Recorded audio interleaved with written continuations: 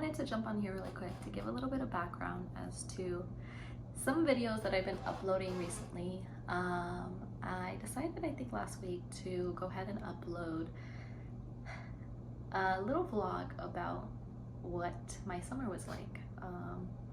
You know, this summer a lot of Black Lives Matter protests broke out, along with it feels like a crazy summer, but along with the I Am Vanessa Gillian, there was just so many things that were happening, and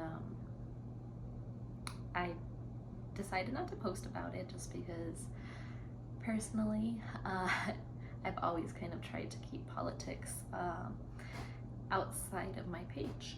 But I read this thing the other day that said something along the lines of, when you're a woman, everything is political. And it rang very true to me. And you know, just because I don't post on my page doesn't mean that I don't go out there and I don't go speak to people, I don't go to these movements. And to be quite honest, in regards to the Black Lives Matter and all the stuff, I didn't post about it because I didn't feel like I had the room to say anything.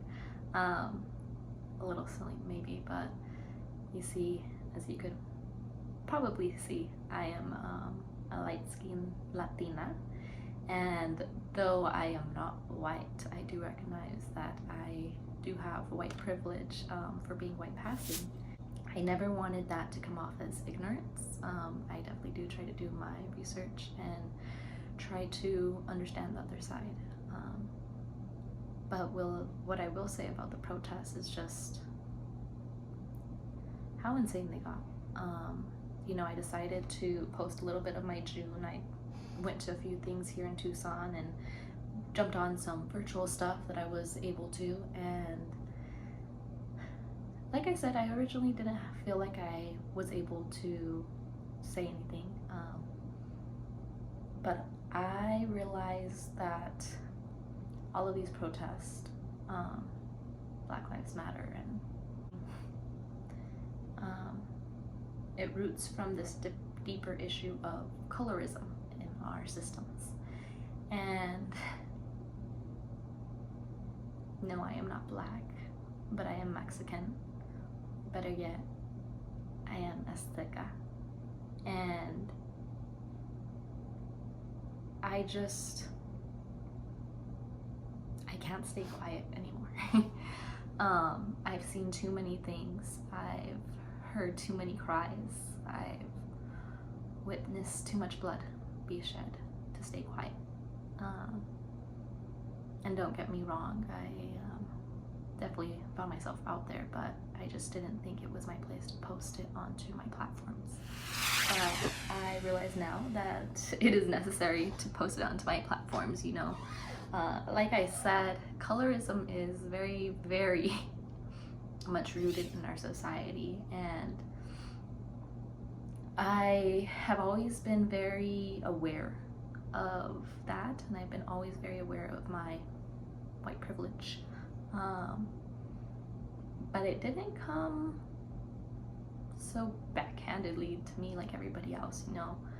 For me, like I said, I am Mexican, and I grew up with a Mexican grandmother who is dark-skinned, very morenita, and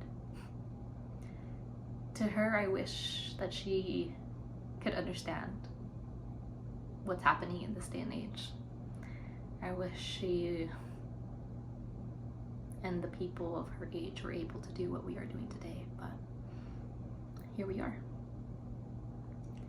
You see, my grandmother, she would tell me stories of how she grew up here in Arizona.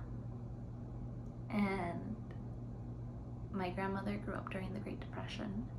She didn't have the luxury of going to school like everybody else. She had to drop out at the 6th grade to be able to help support for her family. And when I asked her if she was sad, you know, that she never got an education, that she had to drop out of school so young, you know, she could literally go door to door knocking to her neighborhoods and asking people if she could wash their clothes, iron it, for quarters, pennies, a little bit of coins to be able to buy some potatoes and feed her family. And the thing that always astonished me is the fact that my grandmother never saw it as wrong. Like, yes, she did understand that the way she was treated, it didn't feel good. But she never understood that the white supremacists should have never been treating her the way that they did. But I asked her, grandmother, Nana, you know, are you sad? Are you sad that you never got to go to school to get an education? You never got to live a regular childhood like the rest of your peers? And her answer is what set me back the most. And she told me, I'm not sad. I was so happy to never go back to that place. She tells me about how the kids would harass her and bully her, how they'd push her down the stairs, pull her hair and call her the N-word. She tells me, mi niña, I'm not even black. And she doesn't understand the deeper root of the issue is that they shouldn't be hurting people who don't look like them.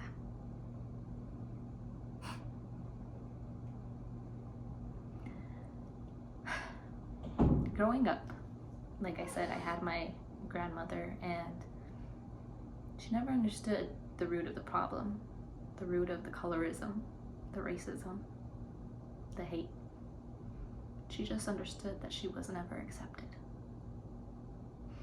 And to her, it never made sense. You know, she told me, mija, I never understood what they meant because yo no soy negra, I'm Mexican. And I'd give her a kiss as I understood that she just doesn't realize that it's never okay to hate anybody. Never. You know, for the years to come, growing up with my grandmother, it made me realize how deeply rooted the hate and the color of people's skin is. That I've always been aware of my white privilege. My grandmother, when I was little,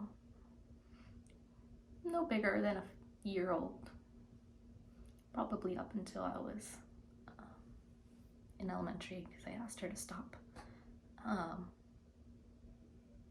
She would go to me and she would say, mi muñeca. She'd touch my skin. She would tell me how beautiful I was, how beautiful my light skin was. And then she'd put her arm right next to mine. My beautiful morenita queen. And she'd tell me how ugly her dark skin was. And she would tell me how she just wished that she could be a beautiful muñeca like me. I was a baby. And I could not understand how my grandmother couldn't see how beautiful she is. I didn't understand it until, like I said, years later I asked her to stop calling me that. Because I'm the oldest of 3 sisters. And yes, since I am light-skinned and Mexican, not all of my sisters have my skin tone. That's the beauty of being born Mexican. We have so many colonizers' blood in us. You never know what color kind of will come out. But I was blessed with a beautiful, dark-skinned little sister. And like I said, I never understood how my grandmother could hate her skin so much. I couldn't fathom it. You know, she would tell me every time she would see me about how beautiful my skin was. And to me, being a little kid, I couldn't put 2 and 2 together how harmful that was. And I was probably 7 years old when I asked her to stop, because my 2-year-old sister sees every action that happens around her. You know, one afternoon, me and my mom were coloring, and my sister had crawled away. She got into the baby powder, and she put baby powder all over herself, on her legs, on her arms, in her hair. Oh my gosh, it was in her eyelashes. And my mom and I walked in, and she had only been gone for a few minutes, and my mom yelling at her like, "Kayla, why did you do that?" And she looked at me and she said, "Mom, I just want to be beautiful and light like my sister."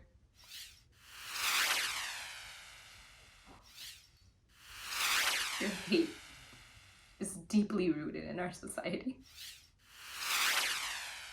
And it's bigger than Black Lives Matter. It's bigger than colorism. It's about little girls growing up thinking that their skin isn't beautiful, that their skin isn't worthy, that they are not enough. And it's not okay. It's not okay. It's not okay in America. It's not okay in Mexico. It's not okay in England. It's not okay anywhere in the world, but we continue to see it.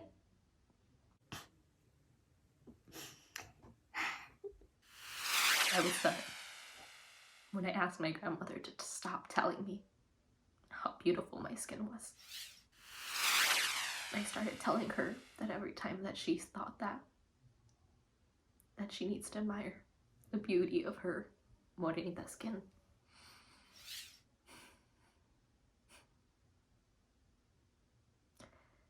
You know, with all of the protests for a long time, I felt very hurt. I just no entendí. I didn't understand how so many people full of hate were alive today. You know, when my grandmother too told me these stories,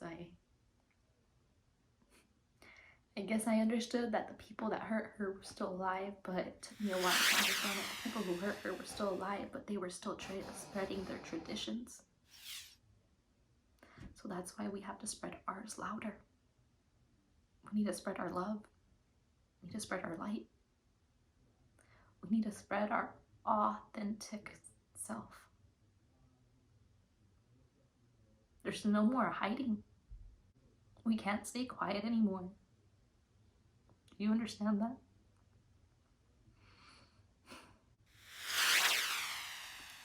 So, why now? Why did I decide to start speaking up about all this now? So, like I said, I attended a few of the protests, and throughout June, I saw as things start to unravel, and quite frankly, I found myself in Phoenix quite a few nights, driving up there to join people, and I stopped going because of how harsh the police were getting. I was at peaceful protest, and it felt like we were being ambushed by police every single time.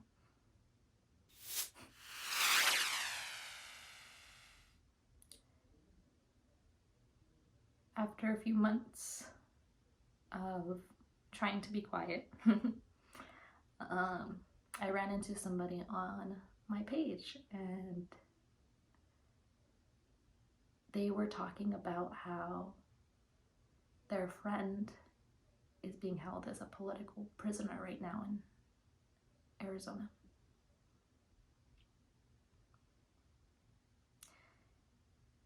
And guys, I said this from the beginning when all of these protests broke out, but I hope you understand that there's a bigger picture. And for bigger pictures, there's going to be sacrifices. There's going to be hard work. There's going to be tears. There's going to be frustration. But there's going to be an outcome. There's going to be change. And the only way that we could create big change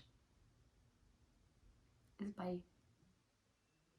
shaking the table really fucking loud. So I've heard a lot of people, especially during the elections coming up, talk about how they're scared, how they're anxious, they don't know what's going to happen to this America next, how they're fearful, how they're just so lost of what to do now. We're tired. We're fucking tired. So fucking tired. And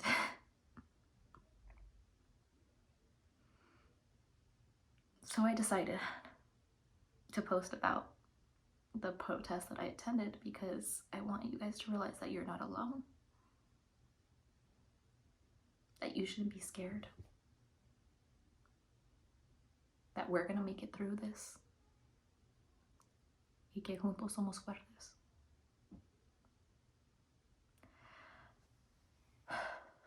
You know, in a past life, I talked about how I'm not scared of any of it.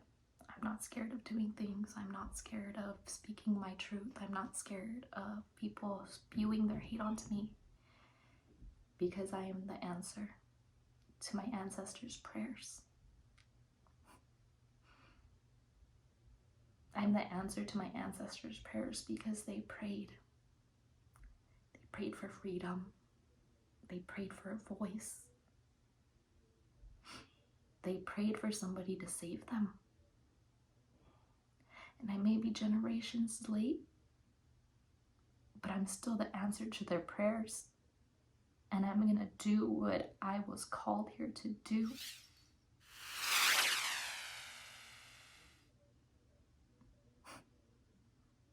Which is to change the world. I am divinely protected and nothing scares me. No hate scares me. You know, I got stuck in one of the Trump parades that was happening over the weekend before the elections, and I was just in amazement at their ignorance. And you know, the first time around in 2016 when this all started, I was 17 and I would have met a lot of their comments with hate. I would have got angry.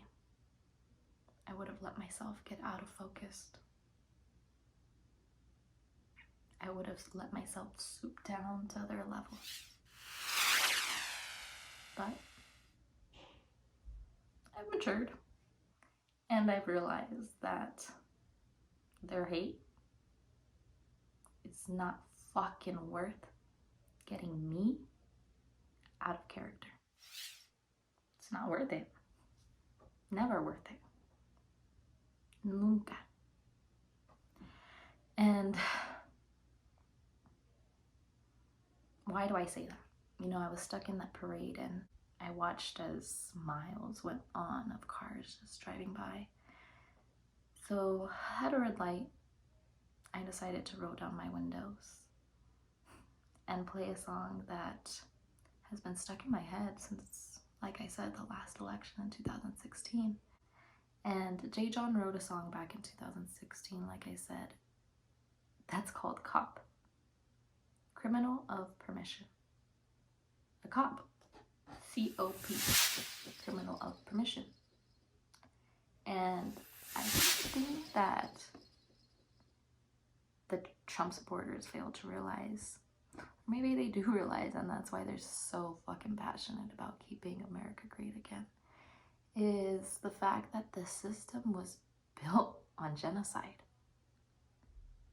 It was built on the deaths of people's lives. You know, the reason you have police in today's day and age is because they originally started as runaway slave patrol. Do you understand that? They had to patrol the slaves to not run away. And once they freed the slaves, they had to create a system to police them, to not steal, to not break into things, trespass. Why? Well, what happens when you free a bunch of slaves, but you decide, since of course you didn't free them, it wasn't your choice, but they are freed. What happens when you free a bunch of slaves all at once, but refuse to give them any means of survival? Any food, any clothes, any housing? Well, obviously their minds went to, they're going to steal our shit. So they turned runaway slave patrols into police stations, into sheriff stations. And now we have a system that is built on profiling, that is built against people's skin tone. It's supposed to be innocent before proven guilty, but how can you make that decision before you could even pull another trigger, right? The thing is, the reason there's two very extremes of Black Lives Matter versus All Lives Matter, of the fact that these people shouldn't have been killed to start with. Like, that's what you need to comprehend. The purpose of the system, of police, of having a court, having a judicial system, is for due process. It's to ensure that you do the time for the crime that you commit. But when the judge is standing behind the gun, they make the decision all by themselves. Nobody deserves to die. I don't care what they did. I don't care if they were a criminal. They don't deserve it.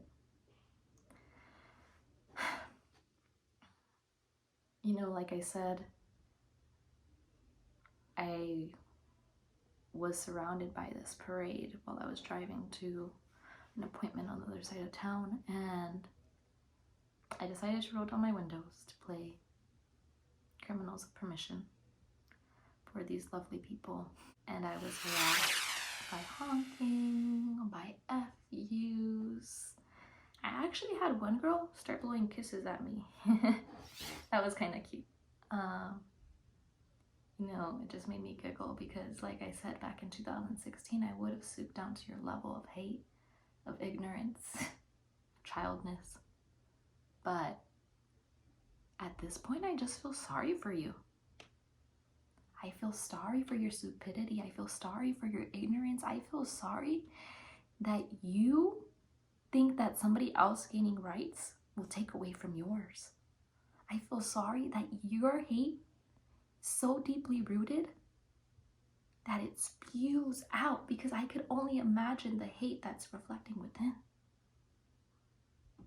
Because at the end of the day, what you put out into the world is a reflection of your inner world. Did you get that? What you decide to spew out into the world is a reflection of your inner world. And so when they flipped me off, when they cussed me out, there was a truck that had a mannequin in the front of his car with Black Lives Matter shirt on it. You know, he was trying to make the statement that he was willing to run us over. And he made the comment of "you're next." And I smiled and I laughed. And like I said, I don't stoop to your guys' level. I pray for you. I pray and I send you love and light, because obviously you need it way more than I do. With that being said, you know, I decided to make this video to give a little bit of background of the videos that I was posting, to give a little insight to my community as to why they need to keep going. They need to stay courageous, and you can't let them shake your voice. You're too strong for that. So like I said, the reason I decided to make this video is, one, to give a little bit of background, but two, to let you guys know that I won't be censored, I won't be silenced, and I won't stop. Last week, when I tried to upload my Black Lives Matter video to YouTube, it was blocked. And when I decided to post about political prisoners on TikTok, I was shadow banned and blocked from going live for a little bit. So with that being said, I don't like being censored. I don't like being told what I can or cannot say. I don't like somebody trying to remove my message. So I decided to create a BitChute account to just upload some of those videos of what I want to get out there, as well as things that were deleted, because I don't appreciate that, and I'm not going to play games with any of these whole YouTube, Instagram, TikTok, whatever their fucking policy is where they pick and choose what accounts get messed with or not. Yo no voy a jugar con eso. So I'll go ahead and drop the link to my BitChute account at the end of this video, so you guys can go ahead and check that out and follow it if you like. But I will continue to post my thoughts out here on my platforms, regardless of what comments get made. So people of the universe, hopefully you guys are having an amazing start to your week, and I hope you realized how magical you really are and how powerful we can be when we come together, porque juntos somos más fuertes. Regardless of the outcome, I want you to remember that you are strong, you are courageous, you are resilient, and you are divinely protected. Nothing will hurt you. You'll be okay. We will be okay because we will take care of each other, just like we did when the pandemic first started. If there's anything that we can rely on, it's the unity in our community.